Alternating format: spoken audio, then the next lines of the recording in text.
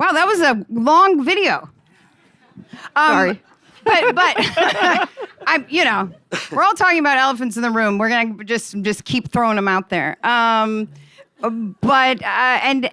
he did touch on a few things that we are going to continue to talk about. So we're going to jump in right away because we have a lot to talk about and not a lot of time. So I'm going to start with Jackie and Brian because there recently there was an LA Times article that I don't know how many people in this room read, but there were some very polarizing beliefs about the future of hydrogen fuel cars and the challenges of the hydrogen highway, right? Like access to filling stations and the amount of filling stations, et cetera. I would love it if you guys could just help us understand right away how and why hydrogen and fuel cells are an important part of the environmental movement, really, and why is it worth investing in a clean air vehicle? I know that's a lot, but go for it. Which one of those did you want us to unpack first? Well, I think let's talk about hydrogen because I do think it's something that I knew nothing about it until I did this panel. So I did a lot of research and now I know a lot. But I think that the majority of people would love to understand more about what it is, how it works, why it's better, et cetera. Yeah, maybe do you want me to get us kicked off here? Okay, sure, yeah. So I'll speak on behalf of, the Toyota perspective, and I'm so glad Brian was able to join us because he can speak to the other automakers that are also, investing heavily in this technology. But essentially, when we look at decarbonizing transportation, right, that means electrification. And for Toyota, that means a combination of hybrid electric, plug-in hybrid electric, battery electric, and fuel cell electric, and making all of those options available to our customers so that they can make the choice of what best fits for their lifestyle. And that's why it's so great to have Mike here because he can talk to the customer's opinion. Really, it's up to them to decide what works best for them. So the fuel cell electric vehicle is an electric vehicle. It's the only other zero emission option compared to battery electric. The difference is instead of plugging it in and recharging it, you refill it, which takes about 5 minutes or less. The second generation Mirai, which is the one that's in front of the hotel today, that one gets 402 miles on a fill. So it's meant to be comparable to a conventional vehicle. If you're someone like me who lives in an apartment or tends to move a lot and doesn't want to invest in a charger in my house or just doesn't have time to charge, it's a great option to just go down the road and refill in a matter of 5 minutes and then see all your other Mirai friends behind you filling, one after another. So this is all part of our decarbonization strategy, which we call Environmental Challenge 2050, where we intend to decrease the carbon offset of our fleet by 90% compared to 2010. And so that's where we see hydrogen fitting in here. But I would love to hear more about what the rest of the industry is doing from Brian. Sure. Well, I think that the story of hydrogen is so much bigger than transportation alone, and transportation is huge. It's probably the single largest emitter of greenhouse gas emissions in the state of California. But I think to really understand the role of hydrogen in transportation, it's important to address the role of hydrogen in the overall energy system, from a higher level, I guess, so to speak. So, not only is it the most abundant element in the universe, et cetera, but it's already used at a massive scale for industrial purposes around the world. So ammonia is NH3, right? So it's, 3 parts hydrogen, 1 part nitrogen, something like that, right? But we're talking about all of the fertilizer around the entire planet is primarily made of hydrogen. So the ability to use renewable hydrogen instead of fossil hydrogen, which is really kind of what this New York Times article addresses. It basically says if we use fossil fuels or dirty inputs to produce hydrogen, then it's not going to be a true zero emission fuel. Well, sure, that's true, right? If we use coal to charge a Tesla, then that's not really the end game that we're looking for. And, it's articles like that are short-sighted and don't really, provide this balanced view of where these other alternatives are coming from. They don't acknowledge the fact that 20% of electricity in the U.S. is still produced from coal, 40% natural gas, 20% nuclear, and then the other 20% is renewable. So, I think we need to look at making all of the feedstocks renewable that are going into these various areas, and then look at the role of hydrogen in the overall energy system. So it's used, for industrial purposes like refining, ammonia production, steel, concrete, glass production. So, I've heard some presentations from the Department of Energy that show replacing fossil hydrogen at the refinery level with renewable hydrogen would reduce the GHG emissions from a refinery, so from the process of refining, not from the gasoline itself, by 50%. So as we're weaning off of like gasoline and diesel, we can still clean up that process with this renewable hydrogen and kind of build this scale of renewable hydrogen that will ultimately want to fuel cell electric vehicles. So I think, that really speaks to industrial decarbonization. Energy storage is another massive application for hydrogen. So in a nutshell, right now, we're at about 33 or 34% renewable mix in California. And even at that relatively low percentage, we waste an enormous amount of renewable electricity during times of peak production. So when we have sunny days that aren't too hot or too cold, we're producing a ton of solar and wind in the early months of the year, January, February, March, April, and we simply don't have anything to do with that. So we either pay other states to take it from us or we waste it right now. So the concept of being able to store these renewables and then return them to the grid in August or September when we've got rolling power outages, or if there's a natural disaster and the grid goes down, the concept of being able to store these renewables and deliver them back to the grid, it's going to be absolutely necessary to hit 100% renewable energy. And if you imagine a city the size of Los Angeles and consider that we want to power LA with wind and solar, and we only have maybe an 8 or 10 or 12 hour period during the day to produce solar, we've got to be able to store enough electricity to be able to return to the grid and power a city the size of LA overnight. And you just simply cannot do that with batteries. The economics don't work. We don't have there's not enough nickel and lithium on the planet to do that. I think this is another massive application for hydrogen. So when you look at industrial decarbonization, transportation, and renewable energy storage, the story of hydrogen starts to make a lot more sense, right? We're not just simply converting passenger cars to run on hydrogen. This is really a shift in the energy system, and the cornerstone of that will be renewable hydrogen. So I'll pause there. And while we all try and understand what you said.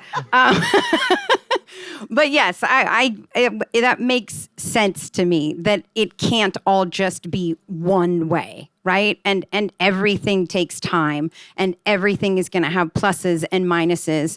And in speaking with Mike earlier, this is something that we talked about, which you also just touched on, Jackie. So because you've got 13 dealerships, and you've sold more hybrid cars than any other company, right? So you also were an early adapter of the Mirai, right? You had it on your lot first, fresh out of the gate. What do you tell customers? How do you educate them about the technology? I give them spoonfuls of what those two just said. And like if you're talking to a Tesla owner, they could handle really all of that, but most aren't. So I mean, it's really my job to simplify that down to my level, and then I can speak about it. So for the last 20 years, I've been on this quest to be the greenest car dealer, and so I've been chasing all the different methods. And I couldn't agree more. We're going to have hybrids, plug-in hybrids, battery, and hydrogen for the next 20 years. Internal combustion engines are going to take 20 plus years to go away. We're still designing brilliant new ICE engines today, so they're not on the way out.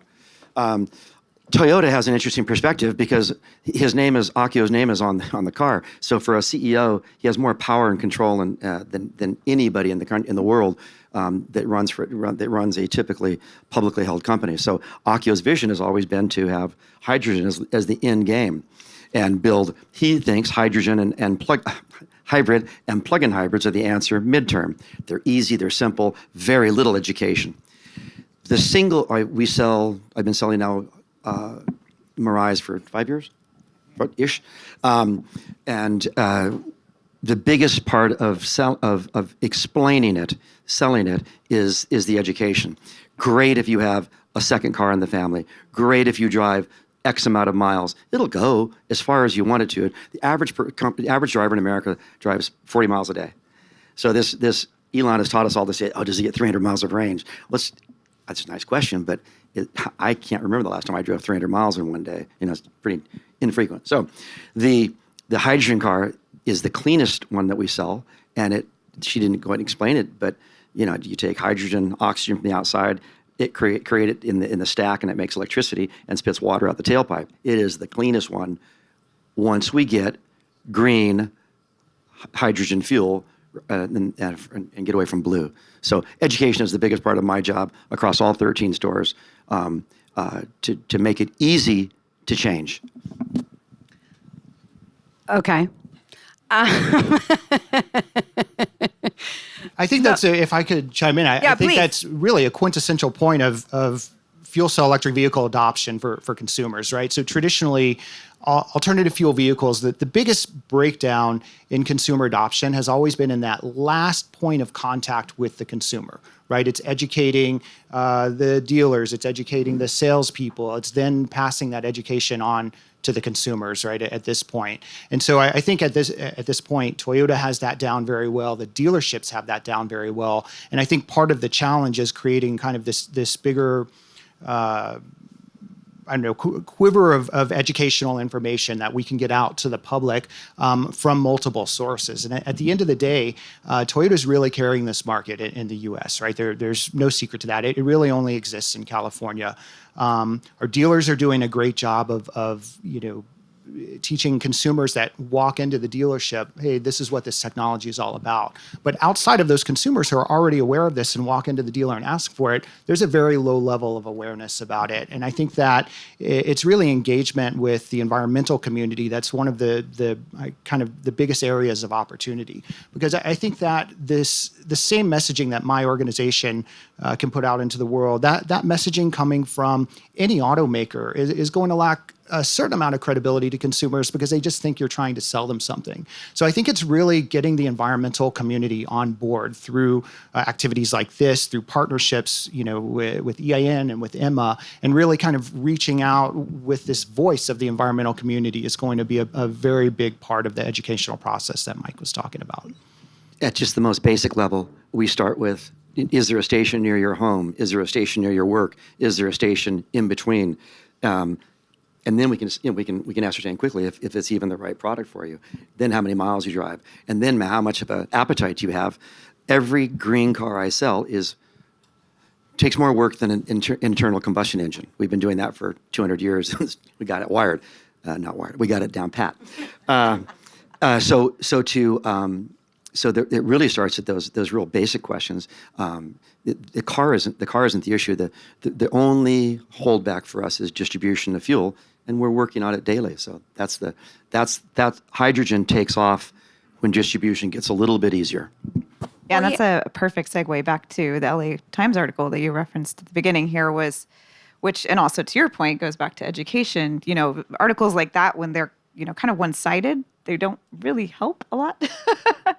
But I've been advocating for environmental justice. I've been working as an engineer on zero emission vehicles, specifically fuel cell and hydrogen, for 18 years, and this is by no means the first time that we've had an article like this. So, to quote Brene Brown, I think she said, "If you're not getting your ass kicked in the arena with me, I don't want to hear your feedback."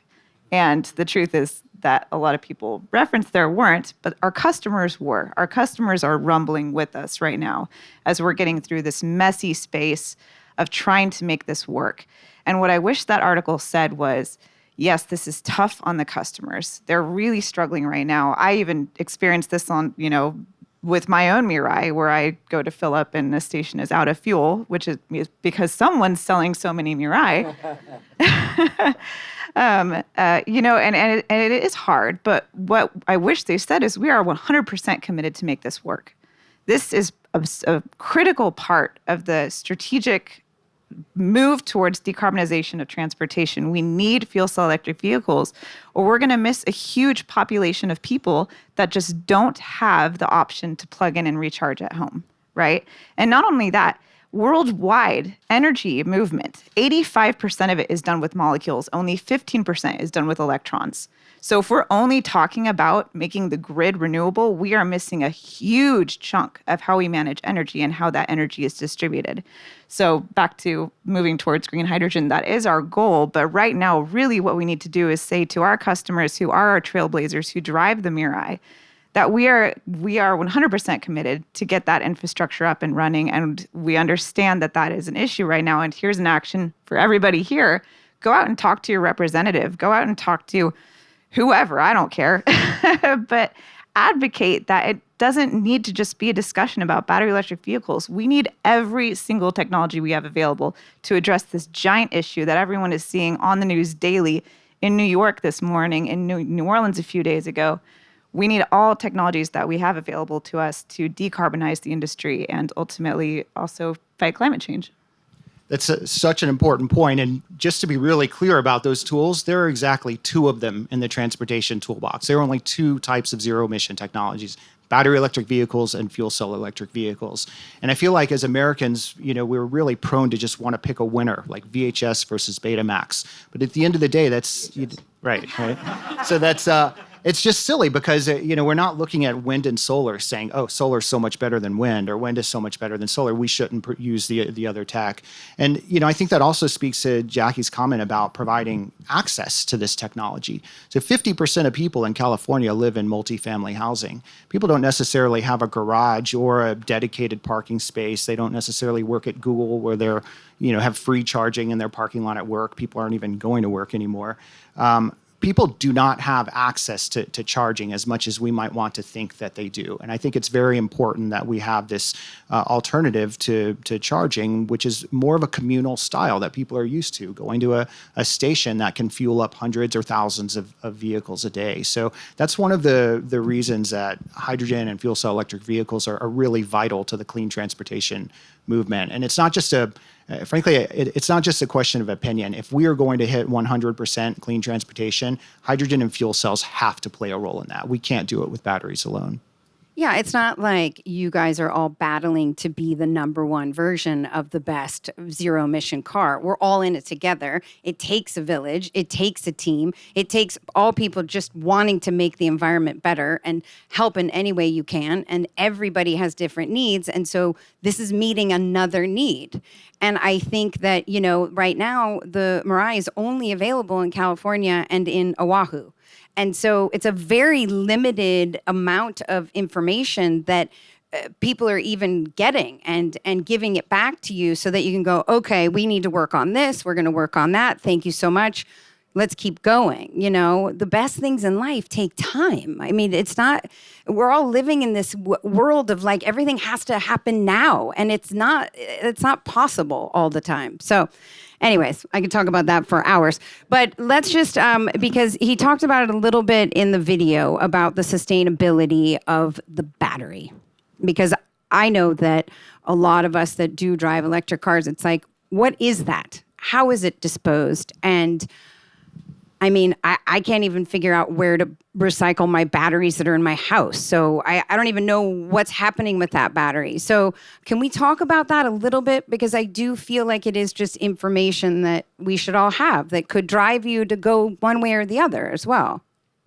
Yeah, so recyclability is a huge part of our environmental challenge. We do have a recyclability program set up for our previous version batteries. We're working on it for our newest version batteries. We have second life use cases of batteries. So, for example, we have batteries that we use in Yellowstone National Park as grid storage. So there are ways that you can, have a secondary use for batteries that no longer can meet the power demands of a vehicle. That said, that is one of the benefits of hybrid vehicles is that, again, we heard the average customer only drives 40 miles a day. So why have a battery with all of that precious metal in it that can give you 300 miles a day when you're essentially then overusing materials that you don't necessarily need in a vehicle versus just using a hybrid and still being able to hugely decarbonize the transportation fleet just by using a plug-in that can give you a 30-mile range every day, right? So it's all about, doing what the engineers do best and, really optimizing using the most efficient use of materials, being sure that we have a recycling program in place. You don't have to personally dispose of your battery. If you take it back to a Toyota dealership, we'll figure out what to do with it for you. But that is a huge part of the equation, because we can't just focus on where the energy comes from that goes into the fuel tank. We need to also look at what's called cradle to grave analysis of the vehicle. How the vehicle is built, what materials go into that vehicle, how much water is used when we build that vehicle. And then ultimately, what do we do with all the materials at the end of life of vehicles? So that all goes into how we decarbonize this industry. We can't just focus on the well to wheels, how we get the fuel and how it's used. It's such an important question. I've been working in this space for, 15, 16 years, and I seriously, maybe 10 people have ever asked me about the lithium and cobalt going into batteries, right? People seem so much more concerned with where their coffee is sourced, their fair trade coffee, than where $20,000 worth of batteries in a battery electric vehicle are sourced. And it's not easy. I'm not here to bash battery electric technology, because it is the other tool. It is vital to doing what we're trying to do. But just looking into it a little bit and trying to understand where this stuff comes from, what do we do with it when we're done with it, and are there some alternatives we can look at? I think just asking that question is very important. Yeah, I mean, look, we go to doctors to ask about questions about COVID. So maybe we should be going to people who actually know about the cars to ask them the questions, right? So I think that brings up something that or maybe all three of you can talk about, that like Toyota, we talked about it. They're at the forefront, and they were first out of the gate with hybrids and with now hydrogen. So what do you think it is about Toyota that makes them really want to take on these challenges? Because they're doing it first and everybody else is following. It's a question for Akio. I mean, at this point, it's necessary. It's unsustainable, the path that we're going down. So, I think everyone recognizes that need. And we are a company that likes to what we call start our impossible, which means that, we take on a challenge that seems seemingly impossible. And one step at a time, we solve one issue at a time with this ultimate goal, right, of how do we get to fully zero emission, all electric vehicles in the future. We chip away at the problem, and we've started our impossible. And that's just part of the company culture. It's part of the two pillars we were built on: Kaizen, which is Japanese for continuous improvement, and respect for people. And those two are really essential to sustainability. I think it really does go back to Akio, to Mr. Toyota. He has more independence, as I mentioned a minute ago. And clearly, Toyota's stock price is hugely important. It funds everything. But he has more. He's aggressive. He's optimistic. He's a people guy. He really is a CEO visionary, and I think that's what sets him apart. They want to do it differently, and they're not afraid to. They're spending billions of dollars developing these hydrogen cars, and we're selling small numbers of them in 5 stores in LA. And so it's clearly not for profit. He believes it's the right way to go, and he thinks that plugins are a wonderful segue, but this is the end game. It's very well said, because I think it really speaks to kind of some cultural differences there as well. I think in the U.S., we're really looking for immediate returns, whether it's, financial returns. We're just like we want to see very near-term results in this country. But I think the way that the Japanese automakers look at technology, they're looking 10, 20, 30, even, further years out, right? And I think they're really looking at this, like, what is a long-term solution, and what role will hydrogen and batteries play in the overall energy system, and how will this support transportation 20 years from now, not necessarily what will sell cars, 1 year from now. Yeah, we actually began development of the Mirai the same time that we began development of the Prius. So already, over 25 years ago, when we were thinking about how do we make hybrid vehicles? How do we put batteries in vehicles? How do we make them more efficient? Someone was also like, ooh, what if we use hydrogen and an electrochemical reaction, combining them into water, and use that to drive a vehicle down the road? Which, walk me through where that idea came from, because that's how as a little girl did you ask that question to yourself, at 10 and 12 years old? Why did you think of that? Yeah, I was not the one that came up with that idea by any means. But actually, Prius in Japanese means to go before, and Mirai means the future. So even the name of the vehicle, the whole program was with this huge vision that I was just lucky enough to stumble into and grab onto and say, yeah, I want to be a part of that. That's such a cool concept, and I really wish that trickled down into politics and the regulators here in the U.S. and the state of California.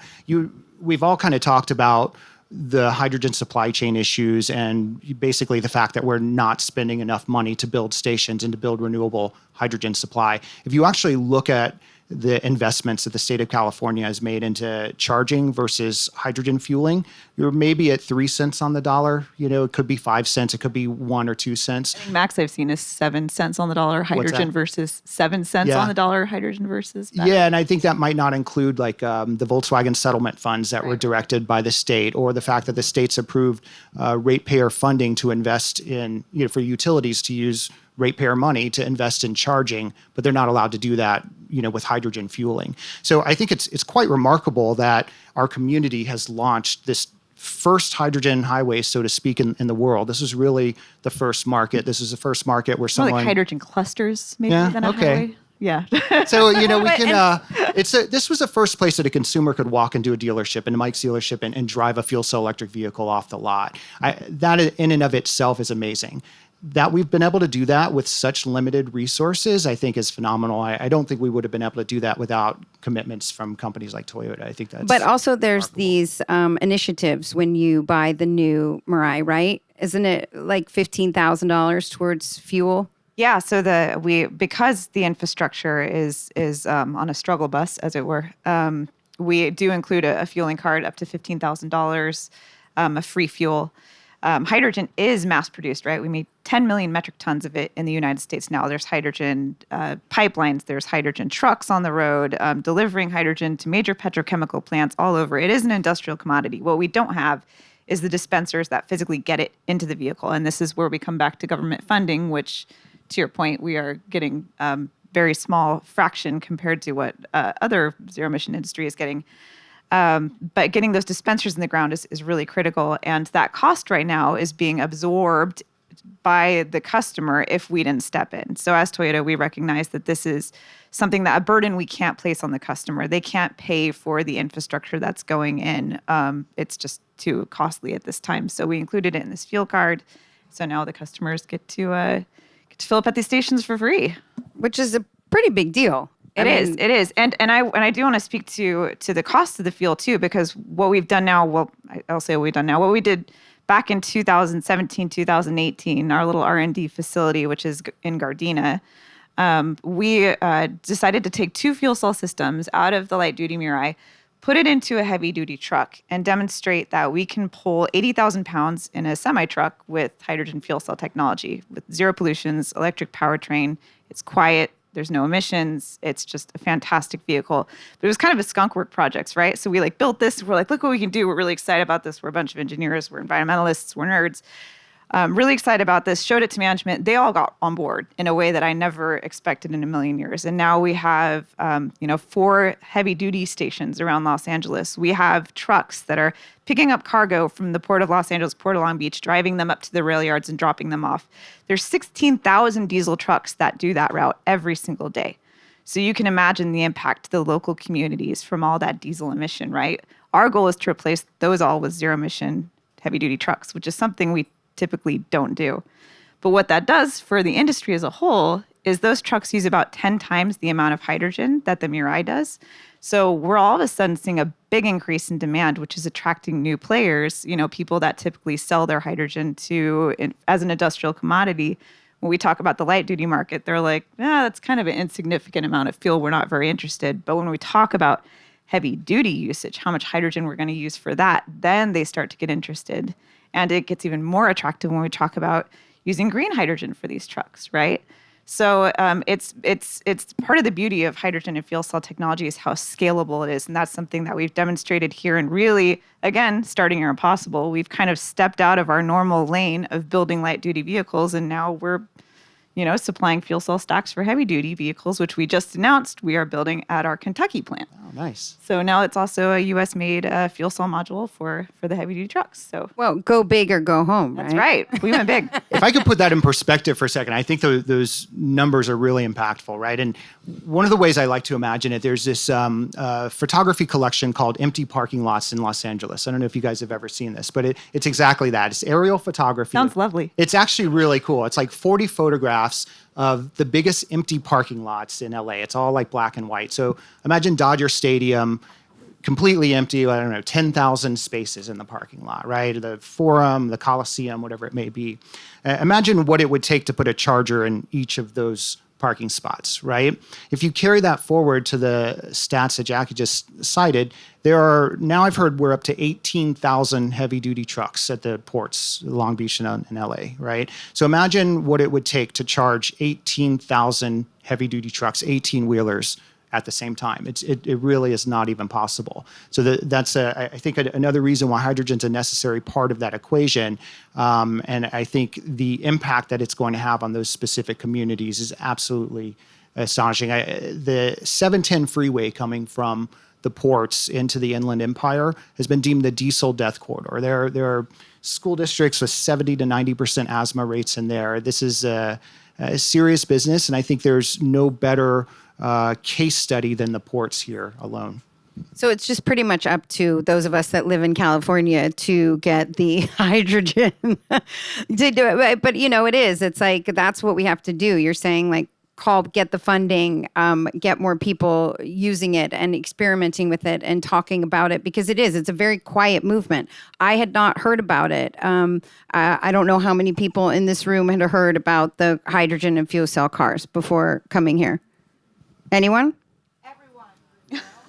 No, but I mean, I think Debbie, it's a good, but this is what I'm saying, but I think that's a good point. It's like, we all just need to start getting the word out and doing the research on it and talking about it amongst all people that care about the climate and zero emissions and cutting all of that down. So no pressure, but go for it. We are at 00, but if there's a way for each of you to just give like a closing statement, just your closing statement of what you would like people to leave here with information, car-wise, where they should go. We know that the best place to get the information is go to your car dealerships, talk to the experts, figure out what's right for you and your lifestyle. Don't just do it because everybody else is doing it, but actually figure out what works best for you so that you're using it to the best of its ability. Mike, do you want to go, Jack? He's like, no. I guess the thing that comes to mind is, we have an incredible car. We are the team that I worked with now for 9 years. That built the first gen, second gen. We're so proud of this product. It's an incredible environmental product. And the customers love it. People love to drive it, right? It's a real thing. So go and drive one if you can. But I think that the engineering work and the work that Toyota does, we can't do in a vacuum. It means nothing if we don't have partners and we don't have collaboration across industry, with government, with academia, with NGOs. So, really, we want to make ourselves available to answer any questions, to demystify hydrogen, and to make sure that when everybody talks about electric vehicles, they aren't just thinking battery electric, they're thinking battery electric and fuel cell electric vehicles. I think I'd just add that we're coming up to a really exciting part in the car business. 45 years total, and the next 3, 4, 5 are going to be revolutionary. Everybody, I've got 13 stores. Almost everybody is going to have great partially electric or BEV cars. Competition's about to get real interesting. I was talking about, somebody was asking me earlier about, which one should I buy? I'm like, oh, God, from here to the next 3 years, you've got a whole bunch of choices. And there's exciting technology ahead. It seems to be about 5 years out every time I ask about it. So, but solid state, there's another battery that changes the world 5 years out. So anyway, it's a segue, and we're making dramatic progress, and I'm really excited about it. So thanks. Yeah, I think my closing statement would just basically be reiterating that we have exactly 2 tools in the zero emission vehicle toolbox. We need both of them. It's just, we can't do it without both. All right. That is it for our panel. Thank you so much.